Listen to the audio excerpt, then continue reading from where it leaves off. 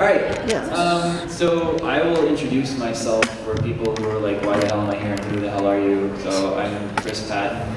I'm a voice actor. I said that with such disdain almost. I'm a voice actor. Like, it's like I'm a garbage collector who rolls around in the garbage and then bathes in it. I'm not. I'm a voice actor. I've been voice acting for 17 years. God, that's a long time.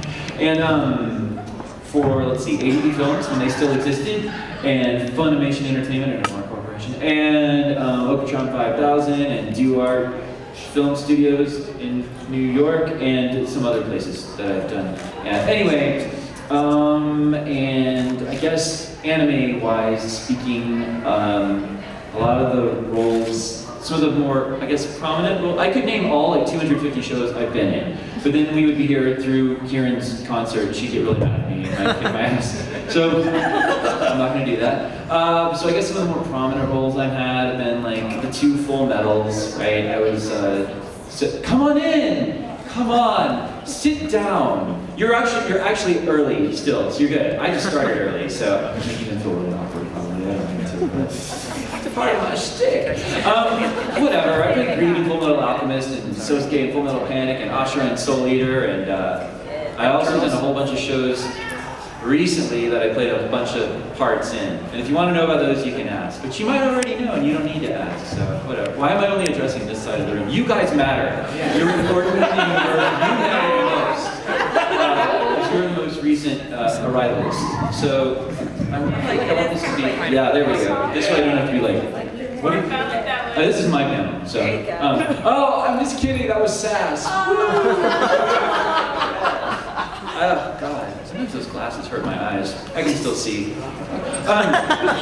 So this is a panel that's just real, it's, I guess I could call this a basic bitch panel. Because, like, it's just basic. Like, it's just Chris Patton, and you can ask me questions about voice acting, or the Milky Way, or acting in general. I've done, like, because as far as voice acting goes, I've also done, apart from anime, I've narrated like 130 audiobooks, and I've done a ton of commercials and corporate narration, and a handful of video games, and e-learning, and all this, pretty much anything you can do voice acting-wise I've done. I also direct and act for theater, for stage, and I do a lot of other things too, but that's not related to voice acting or acting on my job. So, with that in mind, you can, for the next hour, ask me any question you want about anime or voice acting or that door over there.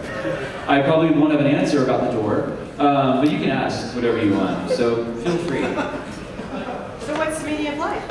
The meaning of life is actually not 42, it's 24. So, it's a little bit of backwards. Yes? Do you have an idea as to what kind of wood that door is made out of? It's a beige door, and it's a hotel door, and it's a door to this room. Nice. So you can ask anything you want. I'm going to have an answer, whether it's a good answer or a correct answer or a sage answer. That's up to the wind. I don't know why the wind has anything to do with it, but yeah. So yes. So you do the voice of Turles in Dragon Ball Z. Have you ever seen Team 4 Star's Dragon Ball Z Abridged series? I'm really ashamed to say I haven't because I'm friends with those guys. So that's really not being a good friend. But like, whenever we're at cons together, we hang out and we talk online. That's what talking online sounds like in my brain. And yeah, got that one. All right. So I love when you always slay that one person in the crowd. They find what you said 10 times funnier than anyone else in the room, and I'm like, I like you the best right now. So, hi. But I haven't. I've heard it's very funny and creative, and like they're becoming a pretty big force on the convention scene too. So I will check out that as soon as I get home to Houston on Sunday night at midnight. I will. After I sleep for 8 hours and it becomes Monday. Then I'll check it out. Then I'll check it out. Yes. Okay, well, good panel, thanks. And so no next question, seriously. Oh, we got a chatty Cathy here. Okay. Yeah. So, I love it. What's the funniest? Gotcha. Go ahead. What's the funniest thing that's ever happened to you for your stage productions? Like when I've been in a show, the Yeah. funniest thing that's ever happened to me. I mean, God Almighty. So I've been doing stage since literally, like professionally, since I was 10 years old. And in live theater, all sorts of effery happens on stage all the time. And that's why it's live theater, you know. And it's most recent. I guess the most recent quasi-embarrassing thing was I was in a production a few months ago. I had just gotten back to Houston. I'd lived in Maryland for 2 years. And I was back in Houston, and I was so happy to be back. And this friend of mine, Rachel, was directing a production of Stephen Sondheim's Assassins. And she was like, I want you to play Leon Czolgosz in Assassins. And that's one of my favorite roles in that show. And I'm like, yes! So opening night, we do this big number towards the end called Another National Anthem. And we've all got our guns pocketed. And on this one, we're singing like this big triumphant high note, and we all like lift our guns out of our pockets very menacingly and threateningly. And so when that night, audience, it was like sold out house, and one of my best friends, who's also an actor who loves to clock me for stupid stuff, is sitting right there. And I was like, spread the word, where's my prize? And like I couldn't pull my gun out, and I finally got it out like 10 seconds after every other actor, and I was like, yay! He'd already moved on from that place, and my friend was over there going, and I'm like, oh, thanks, Scott, thank you. He's my little sassy Twinkie gay friend, and like he calls me on everything. I've already texted him from this con like 3 times saying, oh, you wouldn't believe what happened today, whatever. So his gay name is Patsy. He calls me Patsy. He's like, Patsy, what's up, darling? That's what he says to me. And I'm like, only you, Scott. So, but that was embarrassing. I did a show when I was in Maryland called Bat Boy, and it's this rock musical about the Weekly World News character Bat Boy that they invented, and I played Dr. Parker, who was the psychotic town veterinarian who was trying to torture Bat Boy. And I had to do this one thing where like I had to pretend that I was cutting this goose's neck off and squirting the blood out of it into a bowl for Bat Boy to like tempt him to eat it to prove that he was truly evil, blah blah. Long story short, too late. We came to that moment in the show and all this dramatic lighting and music was happening, and I was like, ha ha ha, and I did it better than that. But anyway, I took the goose's neck, and I'm supposed to kind of squeeze it a little bit to get the blood to come out, and I went like all over my face, and it just totally occluded, and it got laughs, and it wasn't supposed to get a laugh. So that's always fun. When you're doing something completely serious and earnest, and it gets a big chuckle from the audience. It's good times. Yeah, next person, please. I was waiting. Go ahead. Come on, Beardo. Come on now. Come on. Come on. Have you written a book yet? And if you're going to, what's the title of that? I wrote a fiction book several years ago, but I don't like it, so I don't recommend it. Just being honest. Like, here's it. I wrote a book, it got published, it got picked up by a publisher. I don't recommend it. I'm putting that out there. But I do want to write. It's really funny that you and I had the conversation this morning that we had, because for the past few months I've been saying that I want to write a book based on the Shares Too Much panel. And I just want to call it Chris Patton Shares Too Much, and I want to sort of compile every crazy question I've been asked and the answer I gave, and just put it in book form. And yeah, so that's an idea I have. I'm working on a book of poetry that I'm calling Everyone's Mentally Ill. So I don't know. I hope that comes to fruition. We'll see. So yeah, I write quite a bit. It's not how I write, but yeah. Yes. How did you go from voice acting into audiobooks? Like, that's a really good question, because usually everyone asks, how did you get into voice acting? But I like your question better, because I've actually never answered that one. So I've been doing anime for the longest, and I was discovering on my drives to Dallas to work at Funimation. You know, I would drive from Houston to Dallas, which is a 5-hour drive. It sucks.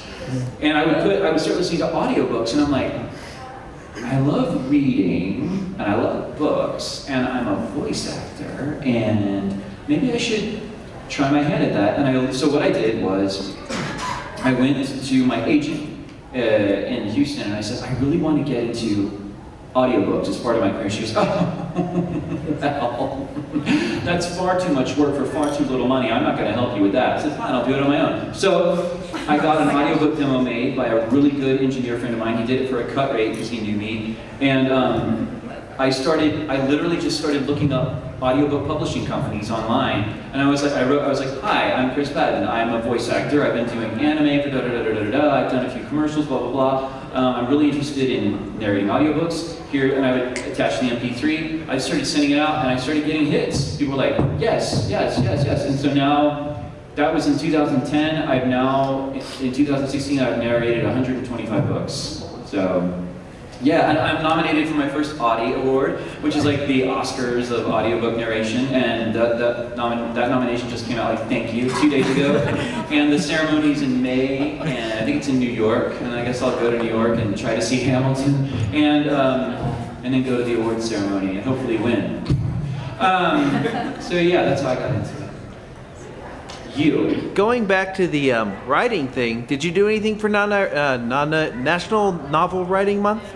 No. Oh. I don't even know what that is. I feel a little What? ignorant right now. Oh, no. What is National Novel Writing Month? It's Apart in from hard to November. say. The basic idea is to write a short novel about, I think it's like 50,000 words or something like that, Okay. 10,000 words. You read 50,000 words in 30 days. Yeah. It's a thing they do every November. And I November novel never writing. beat it. Cool. NaNoWriMo. No. Yeah. It's got a weird name. All right. Cool. NaNoWriMo, yeah. No. Rim- I like it. I'll come back to you in a second, Trouble. Okay. Yes. You. Are you excited for Better Call Saul season 2? I really am. I love Better Call Saul, and it's funny because after Breaking Bad, I thought, man, nothing's ever gonna come close. Like, what is this Better Call Saul? That's not gonna work. And I watched the first episode and I'm like, I'm hooked. It's like Dr. House on Vicodin. We just saw your Heisenberg shirt. Oh yeah, Heisenberg, Bryan Cranston, one of my heroes. I love him. Yeah, yes. Since Vic Mignogna was a guest at DCC last year, would you like to be a guest this year? What? Say again? Denver Comic Con. Yeah. What about it? Would you like to be a guest? Would I like to be a guest? Yeah. At Denver Comic? Yeah. I love Denver. This is like my 6th time to come to Denver as like a convention guest. I'll come to Denver for any con, except apparently there's one you're supposed to avoid, like the plague, and that's what it is. Yeah, I didn't say that though. You said it, so. But I've been warned by many people, don't go to that con. So I'm not going to. But yeah, that one I would. Sure. Do it. Get me that invite. Yeah, okay, all right, purple. All right. So, 2 questions. What is the It's a name? two-parter, folks. It is a It's a two-parter. two-parter. What is the name of your sci-fi or the novel you wrote back that you said you don't recommend? And did you read it on like for audiobooks? I didn't. The publisher, it was called Scene Immortal. It was a vampire story. Of course. But I am kind of obsessed with vampires. But the publisher wanted me to narrate the audiobook, and I was like, no, I don't want to. I'm already bored with this. I was bored with it. That's so sad. Like, I created this thing, and it was a work of passion, and I really loved it when I was writing it. And I thought, shut up. And I was like, and I worked really hard to get it published, and I got it published, and I was like, I'm tired of it.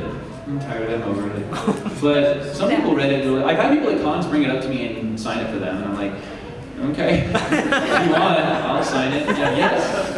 Speaking of vampires, what's your opinion on Hellsing? Oh, the anime Hellsing? God, it's been so long. What I saw of it, I enjoyed, and I consider myself a friend, but I'm also a big fan of and have a lot of respect for Crispin Freeman. And Taliesin Jaffe is one of my favorite people in the world, so those two working together on something like that is pretty awesome. I like what I've seen in Hellsing quite a bit. Watch the Bridge series. Watch the Abridged series? Yes, that's also my favorite start. All right, all these things I have to watch. I need to make memos in my phone so I can remember all the things. Sorry, I'm wondering. Anyway, yeah. Oh, good Lord Almighty, yes. You. How much fun did you have doing the rugby episode of Full Metal Panic? It was really fun. My only regret about that episode is that even though, so I'm off mic and I'm on mic again. My only regret about that episode is that I really did get to say all the words, and I heard that they were going to release a version that was like they did those crazy censor noises, and I heard they were going to release an alternate take that had all the actual cursing on it, and that never happened, so I was a little miffed about that. I'm having to watch my language so hard right now, so I'm not doing 18 and up right now. So, I was a little upset, but doing the scene in and of itself was really fun because it was basically just copying that speech from Full Metal Jacket in Sosuke Sagara's voice, which was wonderful because the great thing about Sosuke Sagara saying all those horrible things is he doesn't know what he's saying. He has no idea why they're dirty, why they're bad. He's just copying it, and he's just sort of saying it sort of quasi-robotically. And it was a lot of fun. It was great. Working on every season of that show was a lot of fun. Would you like to do the newest one when it comes out? I better be doing the newest one.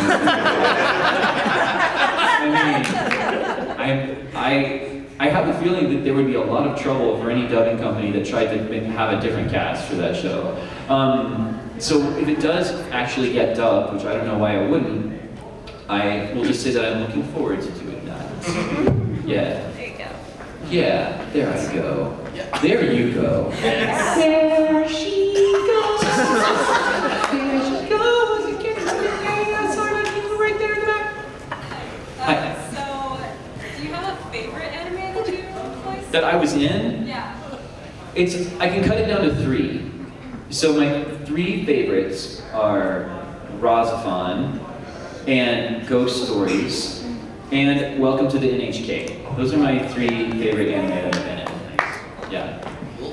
Good. 2 people have seen NHK, that's great. I'll add it to my list of things I can watch. You should. Now then we both have lists. Yes. Is there any anime that you've gone into recently that you're enjoying? Mm-mm. No? Because I'll be really honest with you about that subject. I've gotten to a point in my life where I'm always either working on an audiobook. Like right now, when I get home to Houston, I have 3 audiobooks due by the beginning of March. 3.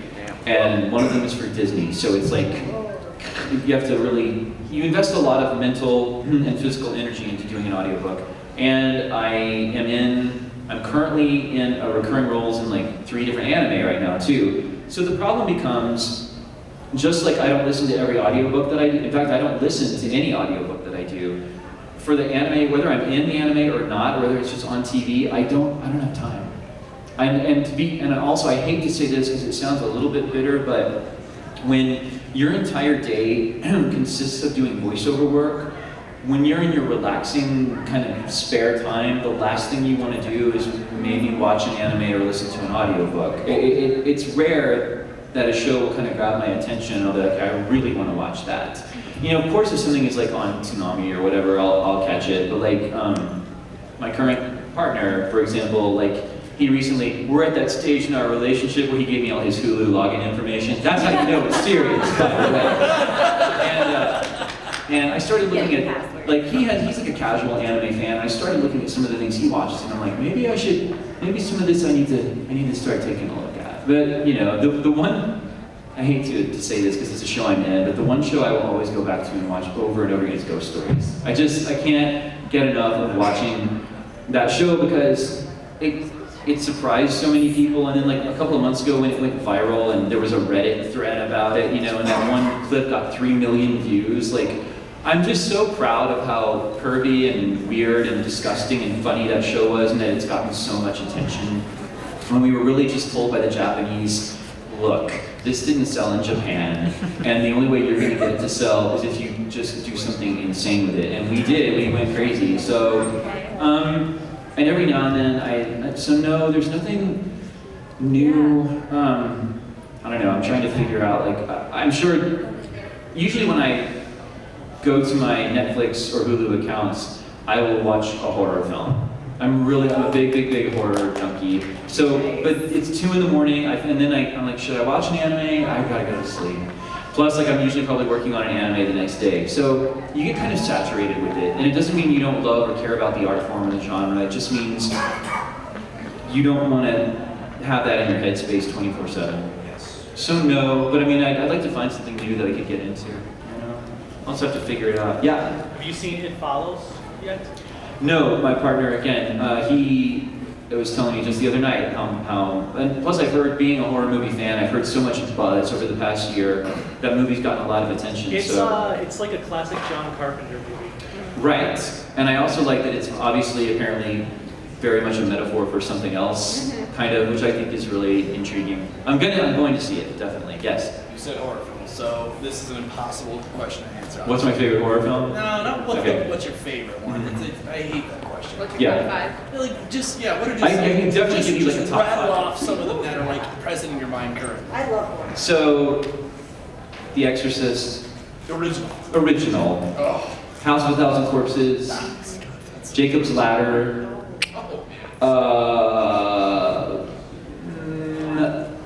Devil's Rejects. Really? Yeah, well, that's a road film. That's not a horror film. That's a road movie. So strike that. I might say, God, what's another just great horror film that blows my mind? The original Hellraiser. I'm a big fan of. Those are sort of my big go-to. The original Halloween, I love. I think John Carpenter did such a great job just capturing the atmosphere. Do you know? like the thing that you did? I like Carpenter's The Thing, yes. Yeah. I like it very much. Aliens? I like Alien, and here's the thing. Aliens is an action film. Yeah. Alien is a horror film, and it's Yeah. amazing. I like both of them for totally different reasons. Yeah. Yeah. Yeah, Alien is an incredible movie. Yeah, it's so scary and wonderful. Yeah, I love it. Yeah. So what you're saying is you don't like Alien Resurrection then? Is that the fourth one? God, I actually saw that at the theaters. Was that the one with the basketball playing and all that? Yeah. You know, and I love Sigourney Weaver from here into eternity, but I can't with that movie. Like Winona Ryder, really Winona Ryder? Like who was she shoplifting from at the time? You know? I just can't. Or the one where she's inexplicably on a ship with a bunch of British prisoners. Like, and yet the one guy, the one big badass black actor dude that I'm in love with is not British for some reason. And I'm like, what's happening on this mostly British but not quite ship where everyone's shaving their heads? I don't understand that movie, but it's at least more exciting than Resurrection. Resurrection is terrible, terrible. I think we were describing that. Yeah, what is that actor's name? Is it Forrest Whitaker? It's not Forrest Whitaker. He reminds me a little bit of Forrest Whitaker, but it's not him. Looking this stuff right now. Oh, No, it's what the fuck? Michael Floyd Duncan? No. I just asked that. No. Reese Witherspoon? He's from the He's from what? He's from the show Oz. He is from, yeah. Oh, Oz. Yeah. Anyway, next question while we're getting this information. Go ahead. I'll get you next. Go ahead. No, you go. Go ahead. Okay. Have you seen Babadook? Huh? Have you seen the horror film Babadook? Babadook and Bug are two horror films that if you have not seen, you've got to see. Also, this one, I don't know if I would actually put it in horror. I would almost put it in very, very black comedy, but it's called Killer Joe. So good. Directed by the director of The Exorcist, Billy Friedkin. But yeah, Babadook was wonderful. Loved it. And Billy Friedkin, who directed The Exorcist, said it's one of the scariest movies he's ever seen, by the way. That's that movie is one of the very few horror films I've seen recently that's actually made me jump. Yeah. Oh, it takes a lot for a horror film to actually even scare me anymore. They don't really scare me. That scared me. That was good. Oh yes, New Orleans in the house. New Orleans, yes, Rocky Horror Picture Show. Yeah. Love it. Of course. Yeah. What do you think about them remaking it? That's a disaster.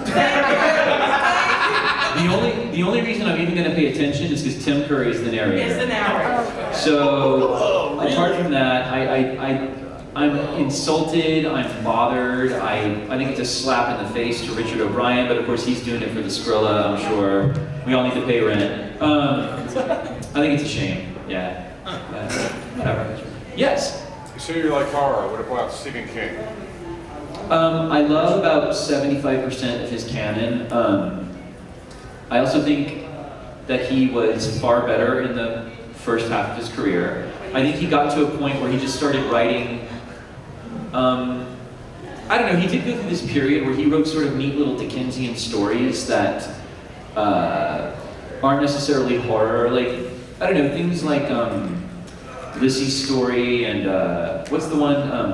The Lake, the guys at the lake house, and Bag of Bones. I mean, these are scary books, but they're more just sort of like, they're about great characters. And my biggest problem with King is he doesn't know how to end a story.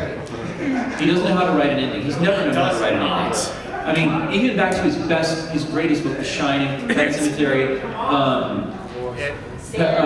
Salem's Lot. he can't close the deal, and that really bothers me. So, yeah. What about Stephen King's It? What did you think about that? You know what's weird about that? I've never read it. Have you seen the movie? Yeah, I've seen the movie with the spider from Mars or whatever. Yeah. I was just, I thought, I mean, of course, Tim Curry is amazing. Like, but I think that's the only redeeming quality of that film. Like, it's like Too long. Yeah, it's way too long, I'm sure. Anyway, yes, you over there. What's your favorite pickup line? Whoa. Whoa. I mean, I don't. I love it. God, I wish I could say I had one, but I don't have a pickup line. What's your favorite Riker Maybe if I could figure out my favorite cheesy pickup line that I've ever heard. What's the one? There's this one on Modern Family that they never say right. Like Phil always tries to say it and he can't say it. And he goes, he's like, did you hurt yourself? And Claire's like, what? Because you're an angel. And she's like, what did you just say? And he's like, I screwed it up. I'm sorry. And then later in the episode, he's like, are you okay? And she's like, what? Because when you fell down, it hurt, and you're an angel. And like, you know what he's trying to say, and he can't close it. He's like, yeah. And then he finally does it at the end of the episode. She's like, nailed it. So I have to admit, I'm kind of obsessed with pickup lines. I don't use them. I just sort of, if I'm attracted to someone and I'm trying to I just engage them in conversation and hope that I sound quasi-intelligent and witty. And if I don't, oh well.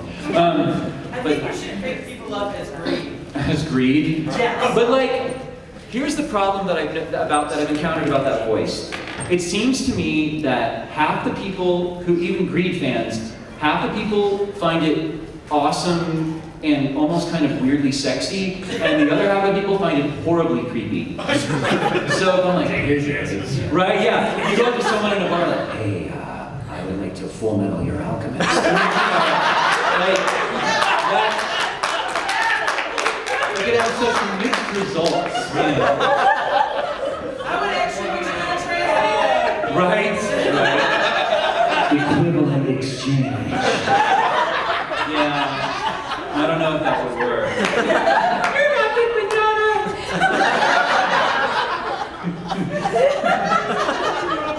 Madonna. Yes. So how was it like recording for Pokemon for the voice of Senpai while you were living in Houston? It was really cool doing it in Houston because I just went over to my friend's studio and the director patched herself in via Skype, and he had about three episodes in this last little appearance that he made, and we blazed through it. I mean, Senpai is not exactly a chatty Cathy, but he appeared enough to where it was about 2 hours worth of work, so you'll definitely be seeing him more. It was fun. I liked doing it in New York because it gave me an excuse to go to New York and see a show. I'm like, because I would get out, my first Pokemon recording experience, I got out by 4:30, I went over to the TKTS booth and I got 8th row tickets to Pippin, and I was like, yes, I'm in New York, doing anime and seeing Broadway. And it was awesome. Yes. So how were you able to get into Pokemon? Because I want to be a voice actor one day and I'm going to have to So I got into Pokemon specifically because the director knew me, and he knew that I had moved to Maryland. And when you're in Maryland, you can take the Amtrak 3 hours north and you're in Manhattan.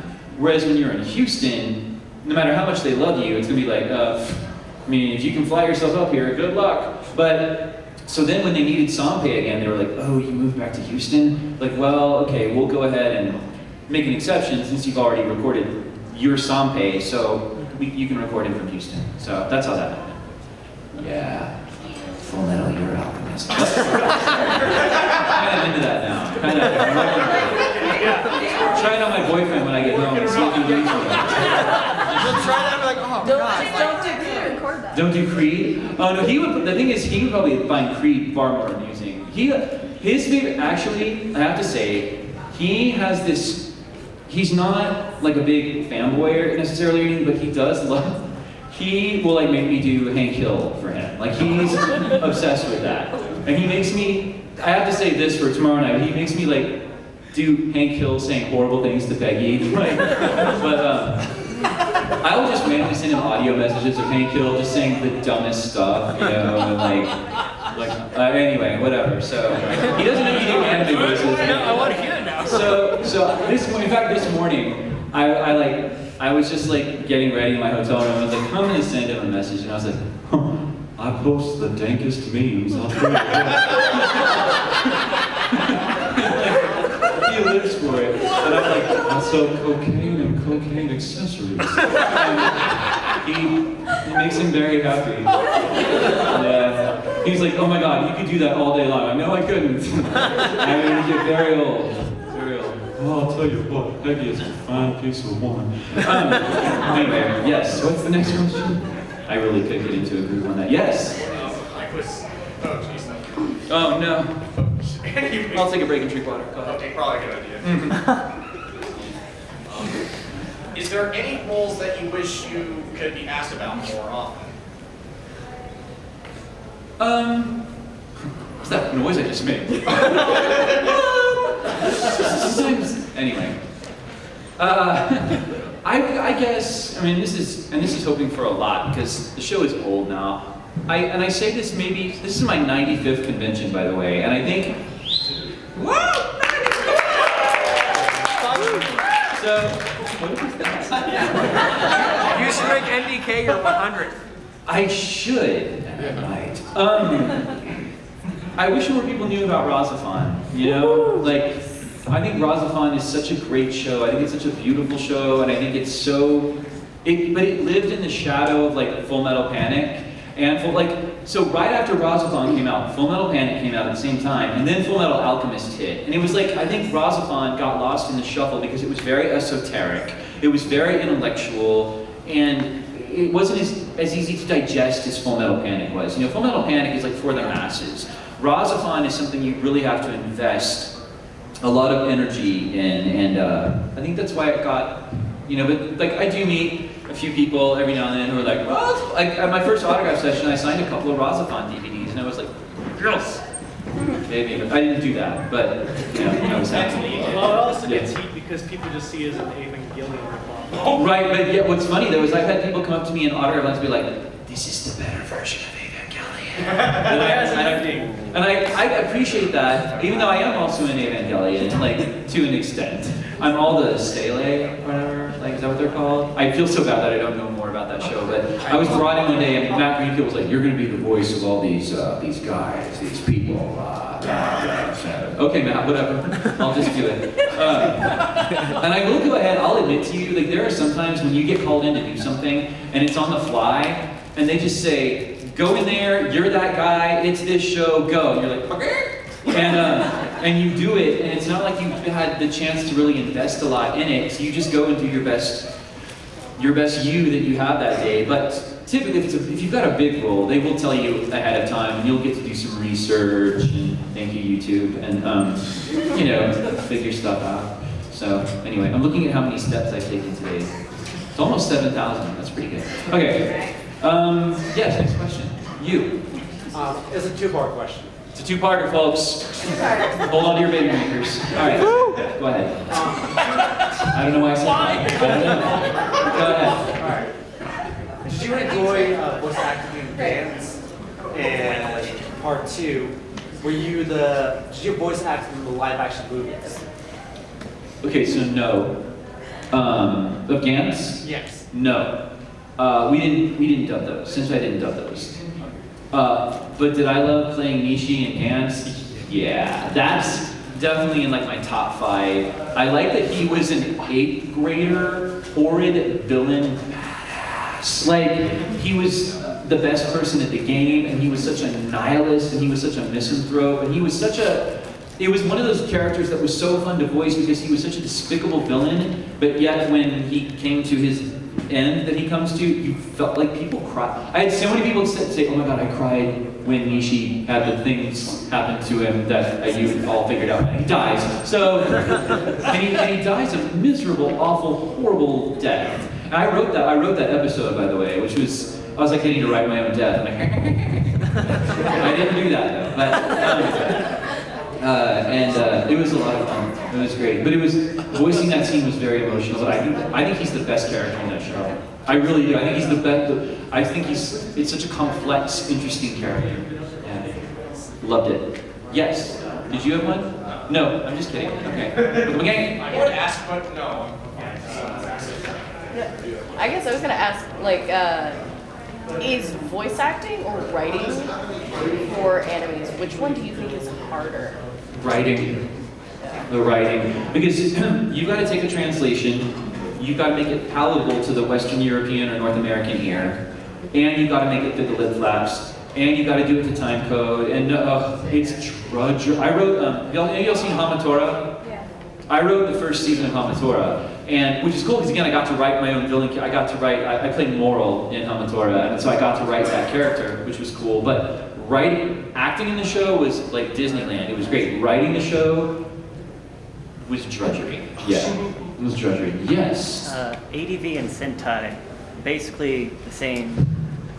To the best of my understanding, this is what happened.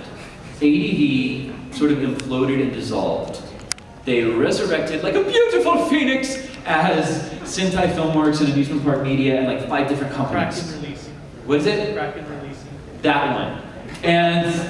But the people like who sign my checks are Sentai Filmworks, so that's all I kind of know. And when I go into like work on anime, it's really ADV kind of So under a new name. nothing different as far as. No, it's all the same people. It's the same owners, same VP, same CEO, same directors. You know, it's the same building. Yeah. I'm doing this, but it feels good. Yes. If you were a sandwich, what kind of sandwich would you be? Like toppings, bread, everything? The whole shebang. Oh man, I would be a falafel sandwich with Asiago cheese, a little bit of olive oil, and focaccia bread, and a tomato. Don't ask why, it's not important. Are you asking why the tomato or I will why? full metal your alchemist. Hey, no, it's a I threat. will teach you about equivalence. I was talking, bitch. Sorry. I was talking for a minute. Yes. Go ahead. I think your Full Metal Alchemist pickup line works better as a threat than a pickup. I agree with you. It's more of a threat than a pickup. Maybe if I was in a... never mind. We'll address that in a panel. You had someone back there. Yes. So, on a scale from 1 to Jar Jar Binks, what do you think of the new Star Wars? So... Oh boy. Haven't seen it. I already know all the spoilers, so... Damn it. This is probably reflective of my age more than anything else, but I'll go ahead and just tell you, I don't really care. I love the first 3 films. I hated those abominations in the 90s and the early 2000s. And this one looks interesting, but I can wait. I mean, I know I've had lots of people tell me, I've heard everything from it's horrible, awful, to oh my god, what a beautiful, amazing film, and everything in between, so I just don't care. I'll wait for a while. I will see it, and I want to see it. I don't have a big need to see it. Although I have a giant crush on Adam Driver. I'm just putting that out there. I do. Ever since Girls, I have had a crush. Amazing. Yes, sorry, I'll take myself out of that. Yes, go ahead, yeah. Would you say I'll Full Metal Alchemist in Hank Hill voice? Boomhauer, I'm gonna full metal your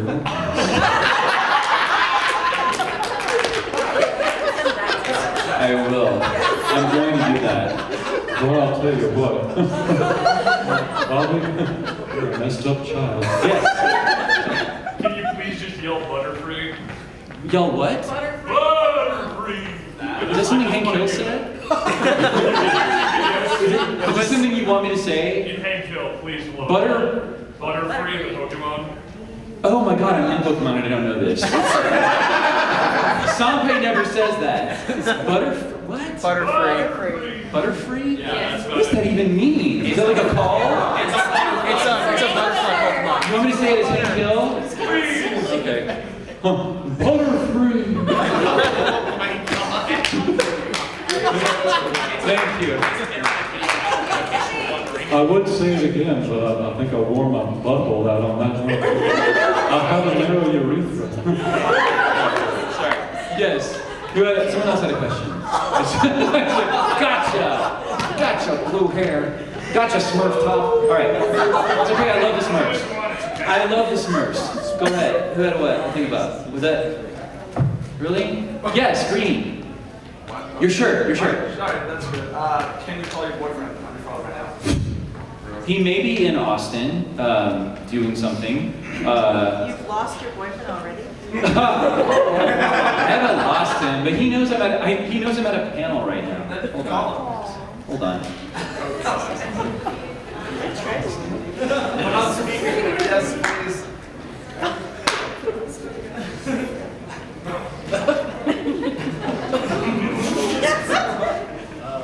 The life and times of the voice.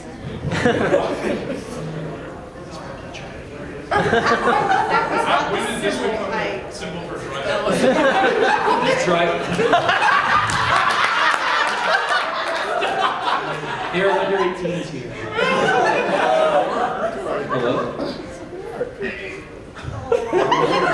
Hey, what's up?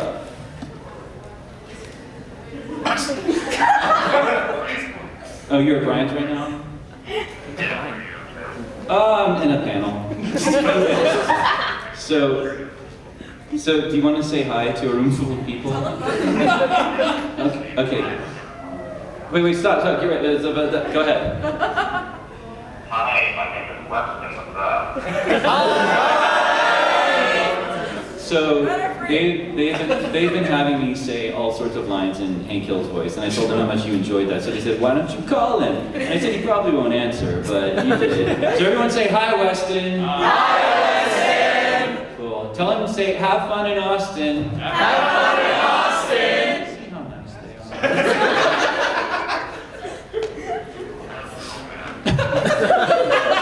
He's like very relaxed. I love how relaxed he is. It's the opposite of me. All right. Well, I guess I'll let you go and do your thing, and I'll talk to you later tonight. Me too.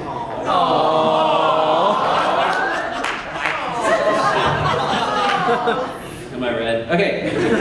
By the way, Montreal loves to do this thing with me, and I don't know why it works, but it works every time. She's like, "Chris Patton, are you blushing?" And I start to blush. It's like she's using her magical anime girl stuff, and it works every time. Every time. It's really funny. Anyway, she does that because we used to date like 4,000 years ago, and like she likes to kind of give me crap about how I'm like only with dudes now, and anyway, whatever. She likes to.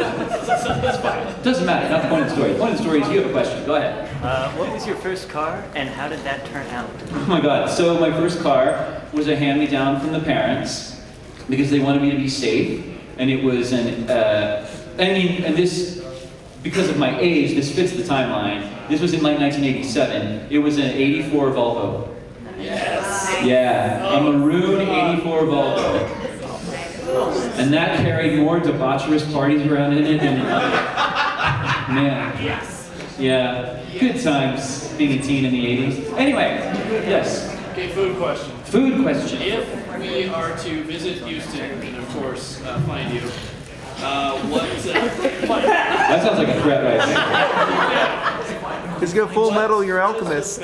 What's the best restaurants, your favorite restaurants that you go to, if you have any, like some of your favorites, and then your favorite dishes? Like, okay, so Mai's Vietnamese on Milam has a great salt toasted tofu that is amazing.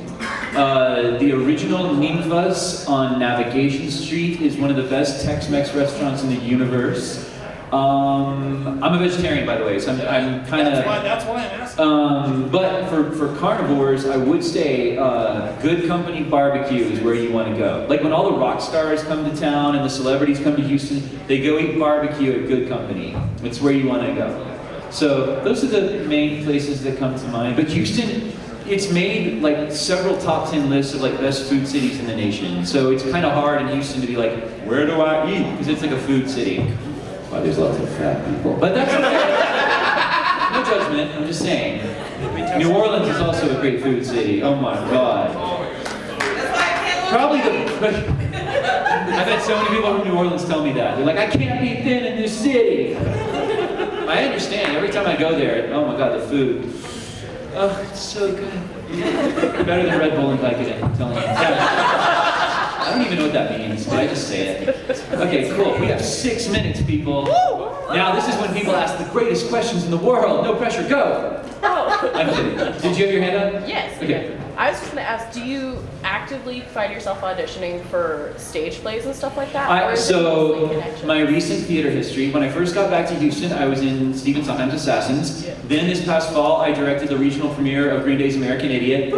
And now, as soon as I get back, I start rehearsals for Silence the Musical, which is a musicalization of Silence of the Lambs, and I play Buffalo Bill. Thank you very much. That's going to be really disturbing and interesting. Yes? Can you say put the lotion on the skin? Here. All right, I'll say that. This is actually my favorite line from the show. Someone say to me, Just for a little bad, mister? have you say, I need someone to say, Mister, have you seen this, no, have you seen Catherine? Say that. Mister, have you seen Catherine? Was she a great big fat person? Yeah, that's my favorite line. You know the line.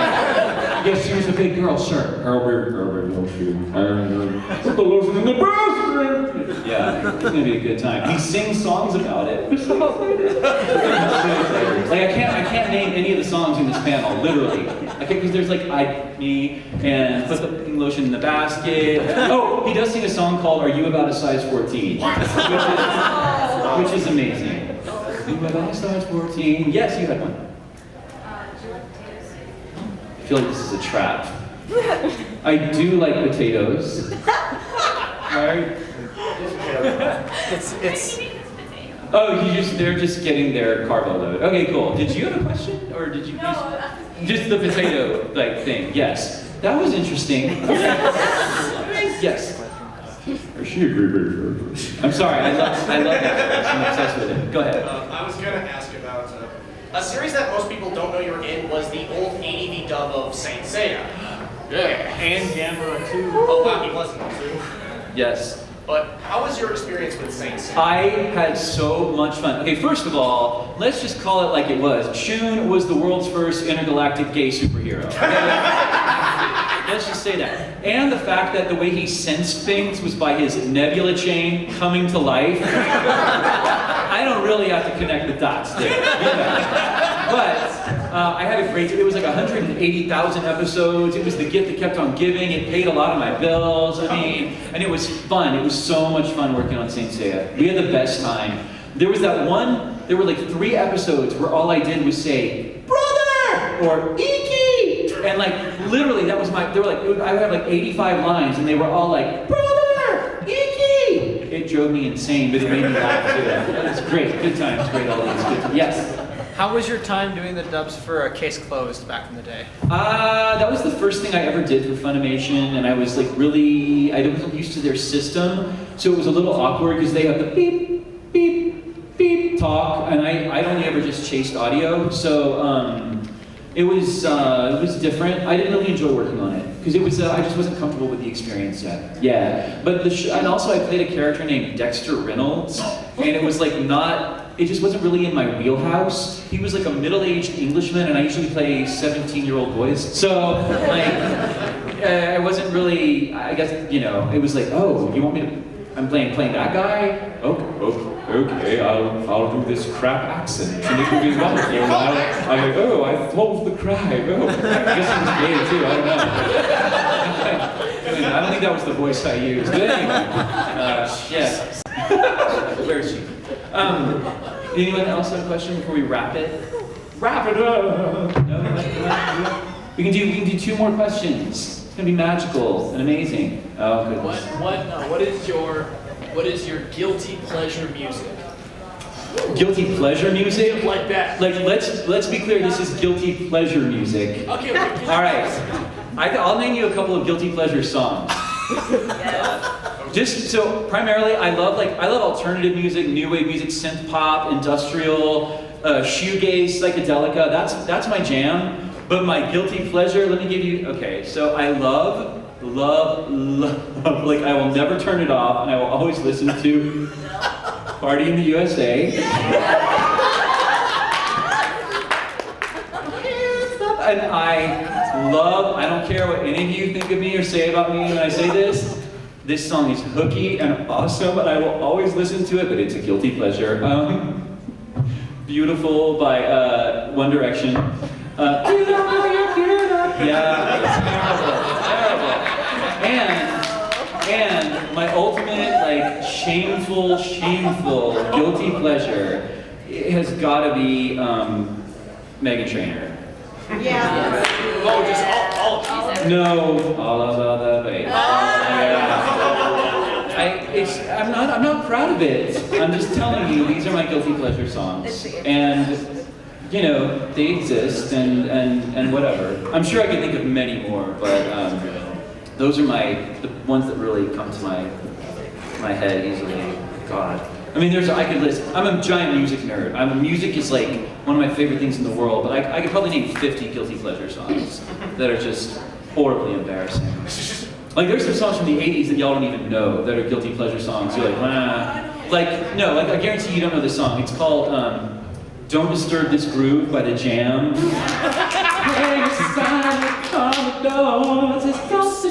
Yeah, like that's. Oh my gosh, I can't believe you know that song. Don't disturb this groove. God, it's an awful song that I love.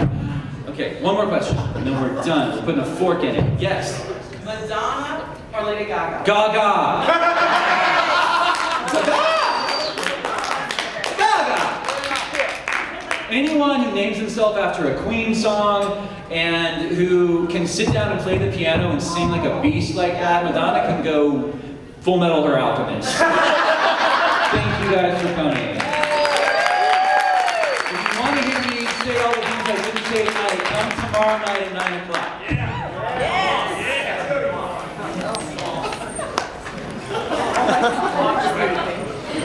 Trying to get that swagger off the stage, I see. Try is the operative word.